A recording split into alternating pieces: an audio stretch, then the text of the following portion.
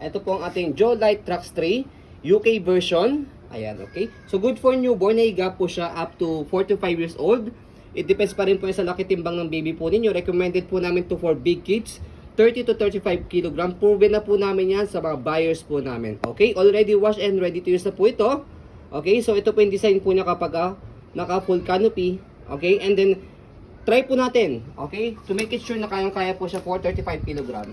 So ako 66 kg, every time na meron kaming ganitong stocks, testing po talaga namin. To make it sure, sa mga makakita ng video po namin, kayang-kaya po siya. Okay?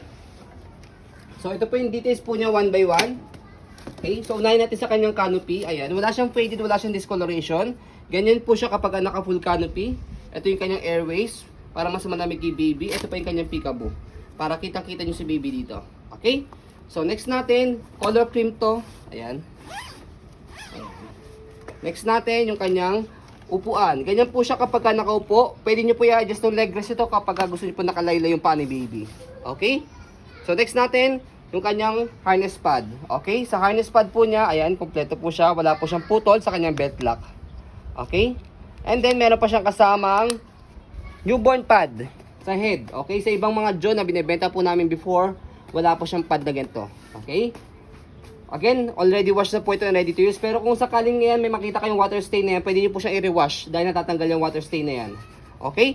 So next natin, kapag nakahiga po siya, angat nyo lang po itong leg rest. By the way, pinipindot dito sa dalawang left side kapag gusto nyo po siya ibaba. Okay? Higa natin. Ang kinagandahan po dito kay Joe Light Trax 3 is malapad po siya at mahaba compare sa mga normal stroller. Okay? Front handle, meron po siyang pad. As you can see, yan, UK version siya. Kapag ilalagay po si baby po or tatanggalin si baby, press nyo lang po itong dalawang side, hatak. Hindi yan faded kasi sa picture mo Okay. faded. Again, yan, hindi siya faded Okay, wala siyang discoloration. Kapag ibabalik po dito yung front handle, salpak nyo na siyang ganyan and then, tulak nyo po siya. Next natin, yung kanyang footrest. Tapakan ng paa. Okay, white body frame siya. Ngayon lang kami nag-stock ng ganitong body frame, color white. Okay, gulong niya, okay na okay, wala siyang butas. Yeah, makapal siya, as you can see sa video. Easy to maneuver, nag-swivel.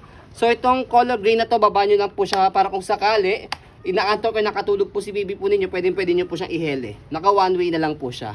Okay? Angat nyo po ulit para mag-swivel. Okay? So next natin, body frame from the right side. Yan. So sa part na to, nirepaint namin yung ibang part dito para mas maganda siyang tignan. As you can see sa video.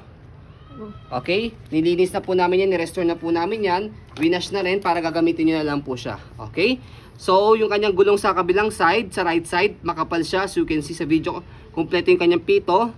Okay, and then yung kanyang likuran, wala siyang faded.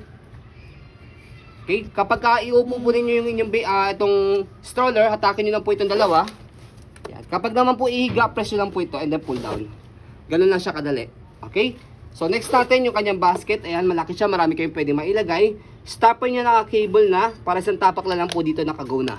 Naka-stop. Angat lang po ito para mag-go. Ayan, okay? So next natin yung kabilang side na gulong. Okay na okay din siya, makapal. Kompleto yung kanyang pito. Ayan. And then yung kanyang body frame. Ayan. Naya ko yung balance mo, no? Naya. Ayan. Okay, yan yung kanyang body frame. And then, yung kanyang handle. Yung damit mo nakalaylay.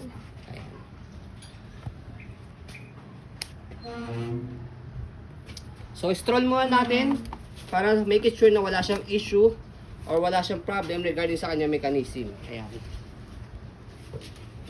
So, heavy duty po ito, around 8 to 9 kg. Okay, kung kaya compatible po siya sa mga big kids. So, sa pag-fold po sa kanya, napakadali lang. Fold lang yung canopy. Sa upuan niya, meron kayong makikita note. Okay, so push nyo lang po itong color gray and then hatakin nyo po itong strap niya. Ganyan lang siya kadali, okay? And then, meron siyang lock dito sa gilid. Para may stand po siya, stopper lang. Yan. Yan. Naka-stand na siya. Okay? And then kapag naman po ibubuksan po ninyo, by the way, no need na siyang buhatin dahil yung stopper niya, go nyo lang siya, pwede nyo siyang hilahin. Para siyang luggage type. Okay? Ayan. Yun yung kinagandaan kay Joe. And then kapag naman po i-open nyo po siya, tanggalin nyo na po yung lock sa gilid, and then bukan nyo lang. So yun na. Ganyan lang siya kadali i-open sa K-Fold. Less hassle po siya. So ayun po, as you can see, very details po kami sa aming pong pag-video kasi aming shop policy.